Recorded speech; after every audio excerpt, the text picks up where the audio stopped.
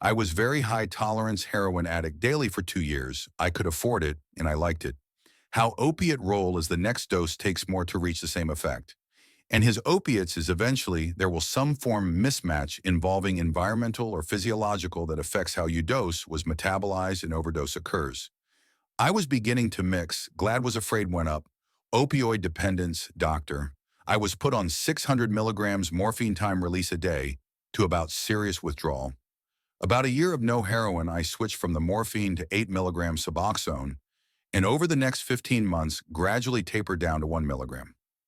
Withdrawal symptoms were very close to full-blown when you taper after a milligram. I made two toppers after 1 milligram, both tapers, pretty much full-blown withdrawal for 12 days. I just stopped at 500 micrograms Suboxone and did not expect what was coming. It was worse than I thought, longer than I thought, way longer than I thought. But you don't end for 3 weeks of straight chronic sickness. Akesthesia, the latex, almost 4 weeks felt like large snakes were crawling under my skin. I could not sleep. I stepped up approximately 6 to 7 hours in a month, probably just enough to avoid death. Today it's been over 3 weeks without any Suboxone, and I'm still dealing with sweat, and I still have the psychological phase coming when my brain will be void of neurotransmitters and proteins that bring joy.